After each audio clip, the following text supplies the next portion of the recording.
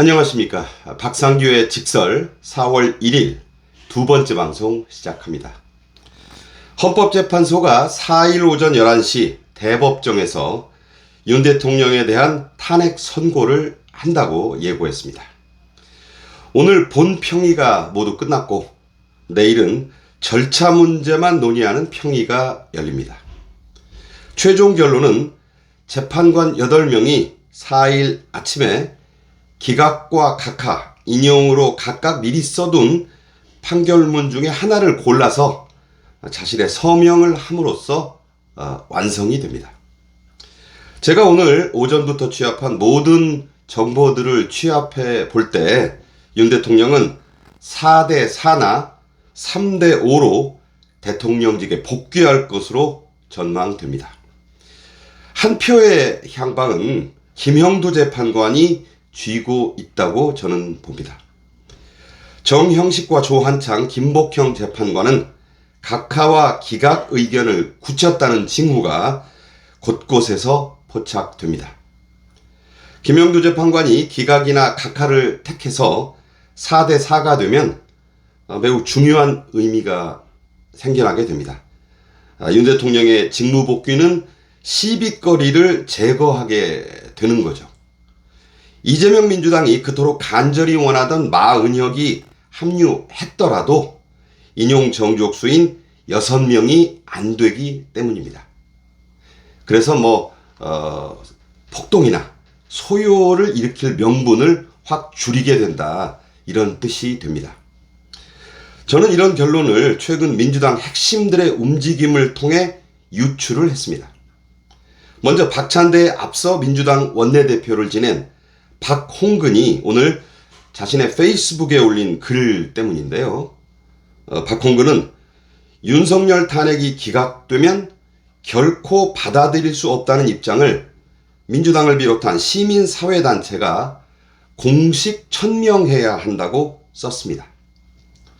박홍근은 한술 더 떠서 불의한 선고에 대한 불복, 저항 선언으로 위헌 릴레이를 멈춰 세우자고 했습니다. 이재명의 신복 중에 신복이었던 전직 원내대표가 나오지도 않은 헌재 판결에 불복하자면서 사실상 폭동을 부추긴 것으로 저는 해석합니다. 저는 이 글을 이재명 측의 기각 예고로 받아들입니다. 불복과 저항에 밑밥을 깔았다는 뜻이 됩니다. 현직 원내대표인 박찬대는 헌재 선고기일 발표가 난 직후에 8대 0 인용을 확신한다고 말했습니다. 누가 봐도 전원일치는 아닌 이 판결에 대해서 이 박찬대가 이렇게 말한 이유, 민주당 개딸들에게 희망 고문을 하는 한편으로요, 정상적인 판결을 했다면 기각이나 각하가 될 수 없다. 그러니 만약 인용이 안 되면 우리 민주당과 이재명 대표를 지지하는 모든 이 지지층은 들고 일어나라는 선동을 한 거죠. 이재명은 그제 광화문 천막당사 앞에서 만약 윤석열 대통령이 돌아오면 군사계엄이 일으킬 것이고 이에 맞서는 국민적 저항이 제주 4.3이나 광주 5.18 같이 곳곳에서 벌어져서 유혈 사태가 날 수 있는데 그걸 과연 감당할 수 있겠느냐고 으름장을 놨었습니다. 자, 이런 일련의 발언들을 보면 이재명이 먼저 지시를 했고 전현직 원내대표인 박홍근과 박찬대가 역할을 나눠서 하루를 사이에 두고 수행하고 있다, 이렇게 보는 게 맞을 듯합니다.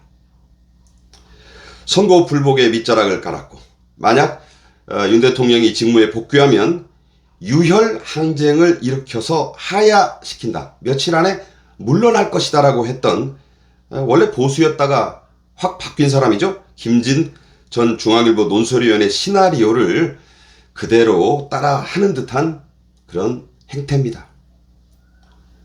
반면 국민의힘 권성동 원내대표는 선고기일 지정 직후에 기자회견을 열어서 어떤 결과든 수용하겠다고 선언을 했습니다. 이게 야당은 아무 말도 안 하는데 권 대표가 먼저 이렇게 담담하고 분명하게 말을 했습니다. 용산 대통령 관저와 대통령실도 차분히 결과를 기다리겠다고 했습니다. 제가 입수한 여러 정보들에 따르면 정형식 재판관의 부인이 우파의 집회에 나가는 분이라고 합니다. 이분은 박선영 진실화해위원장의 친동생입니다. 어떤 형태로든 헌재의 선고 윤곽이 이런 어떤 인맥을 통해서 여권에 전해져서 윤 대통령과 여당이 저렇게 침착하게 대응하고 있는 게 아니냐, 저는 이렇게 합리적으로 추론합니다. 지금부터는요, 이 헌재의 선고 기일 지정이 이루어진 막전 막후의 얘기를 좀 해드리겠습니다. 최근에 헌재평이 한번 말씀드렸지만 30분, 1시간 또는 아예 하루를 건너뛰기도 했습니다. 이건 재판관들 사이에 더 이상 쟁점이 없어졌거나 거의 다 정리가 돼서 뭐 차나 마시고 잡담이나 하다 헤어졌다, 이렇게 볼 수밖에 없는 상황인 것입니다. 문영배 소장 대행은 이런 평의들을 거치면서 아무리 해도 인용 6명이 채워지지 않자 민주당 측에 SOS를 쳤다고 봐야 합니다. 그래서 민주당은 마은혁 임명에 그야말로 다 걸기, 모두 걸기, 올인을 하면서 한편 정형식, 조한창, 김복형 새 재판관을 실명으로 언급하며 마구 저격했습니다. 실제로 지난 토요일 야권의 장외 집회에서는 급기야 이 3명의 재판관을 신을사오적에 빗대며 맹렬하게 비난을 했습니다. 특히 김복형 재판관은 이 소식을 전해 듣고 충격과 분노를 감추지 못했다고 알려지고 있습니다. 당연한 일입니다.